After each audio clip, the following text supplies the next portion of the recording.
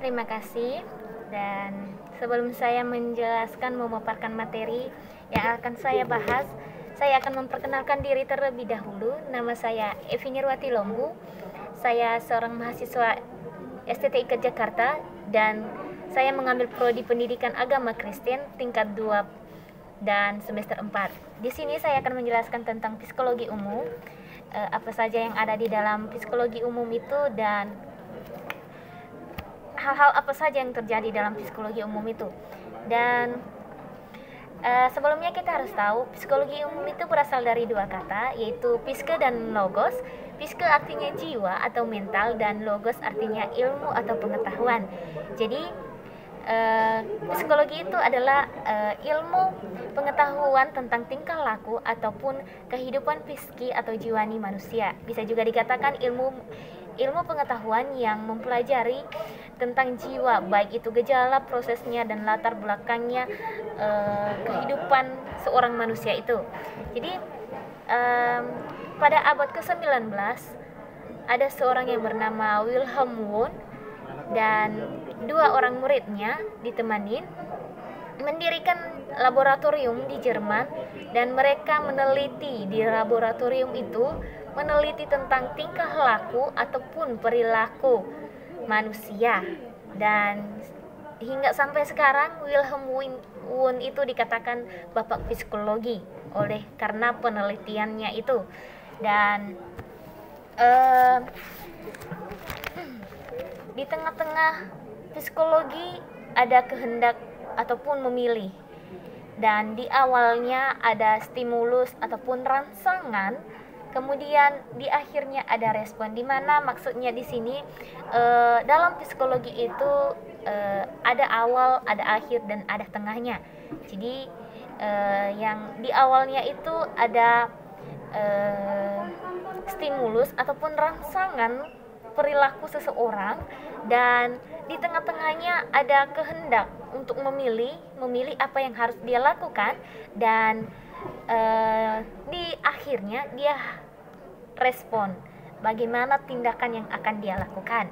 Dan dalam psikologi juga ada 3 kebutuhan, yaitu kebutuhan berteman, di mana kebutuhan berteman ini biasanya orang ini mau jadi pusat perhatian, di mana dalam sebuah kumpulan, dalam sebuah kelompok, dia yang selalu jadi sorotan mata ataupun perhatian, yang selalu diperhatikan, entah itu karena dia pintar ataupun dia mampu melakukan segala sesuatu. Intinya dia jadi pusat perhatian di orang-orang yang ada di sekelilingnya. Dan kebutuhan yang kedua adalah kebutuhan prestasi, di mana kebutuhan ini biasanya dianggap saingan contohnya dalam kelompok, di mana dalam kelompok itu contohnya lagi mengerjakan tugas, dan dia yang paling tahu dan yang paling pintar untuk mengerjakannya, untuk menjawabnya. Jadi dia dianggap saingan oleh anggota-anggota yang lainnya karena dia mampu menyelesaikan tugas itu dengan cepat dan dengan benar. Dan yang ketiga, kebutuhan berkuasa, di mana kebutuhan berkuasa ini biasanya seorang kolerit yang biasa disebut jiwa memimpin, di mana dia bisa memimpin kelompok itu, dan orangnya bersifat egois, di mana dia mementingkan diri sendiri karena dia tahu dia bisa dan dia mampu melakukan segala sesuatu, dan dia memimpin tetapi tidak memperhatikan yang di sekitarnya. Dia egois, dia mementingkan dirinya sendiri, yang penting dia itu bisa gitu. Dan dalam kebutuhan ini nggak semuanya bersifat positif, semuanya ada juga yang negatif dan ada positifnya, ada yang baiknya dan ada yang buruknya yang harus kita lewati gitu. Dan jiwa itu terbagi atas 2, yaitu bersifat abstrak, di mana tidak dapat diraba, tidak dapat didengar, tidak dapat dilihat dan tidak dapat dicium ataupun tidak dapat dirasakan.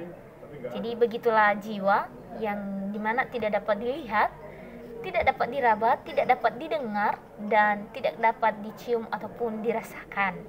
Jadi bagaimana orang itu bisa mengetahui jiwa seseorang itu? Ya, melalui tingkah lakunya sehari-hari. Bagaimana dia berinteraksi dengan sesamanya. Dan itu disertai dengan akal, pikiran, dan rasa. Dimana orang itu bisa menyesuaikan dengan situasi yang sedang dia hadapi. Dan dalam filsafat psikologi modern ada seorang yang bernama René Descartes yang menyelidiki dan mempelajari manusia serta hewan, dan dalam penelitian itu ternyata manusia sama hewan itu sama berperilaku, hanya saja pada umumnya hewan itu tidak memiliki akal, tidak berpikir, mereka cuma hanya bertindak. Dan ada juga menurut Immanuel Kant yang tentang psikologi, di mana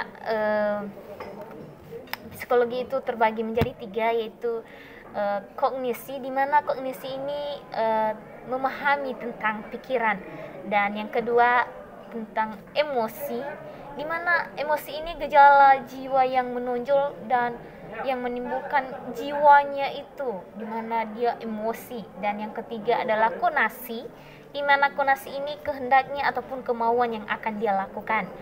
Dan dalam psikologi umum juga ada beberapa hal yang harus kita perhatikan, yaitu metode-metode psikologi. Menurut Sarlito W. Sartono, ada 6 metode-metode yang harus kita ketahui, yaitu metode eksperimental, terus observasi ilmiah, terus sejarah kehidupan, terus ada wawancara, ada angket, dan ada pemeriksaan psikologi. Dan dalam hal ini kita harus mengetahui metode-metode itu. Dan adapun perbedaan dan persamaan antara lain, yaitu perilaku seseorang ataupun kepribadian seseorang, yang dimana dalam psikologi itu penting untuk dipelajari, yang dimana kita harus tahu kepribadian itu seperti apa, watak itu seperti apa, temperamen itu seperti apa, sifat itu seperti apa, dan perilaku itu seperti apa. Di sini saya akan menjelaskan tentang kepribadian. Kepribadian itu adalah sejumlah karakteristik individu yang cenderung menetap dan kemudian ditampilkan lewat perilaku.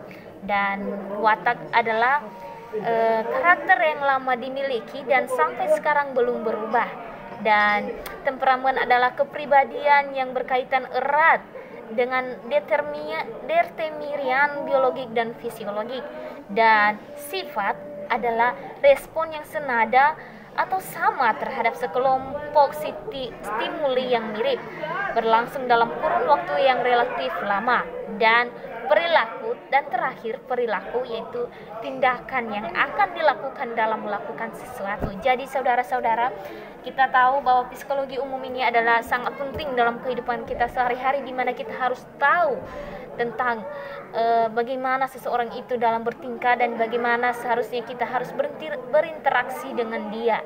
Jadi ini saja yang bisa saya sampaikan buat kita semua. Semoga menjadi berkat dan bisa dimengerti tentang psikologi itu lebih mendalam lagi.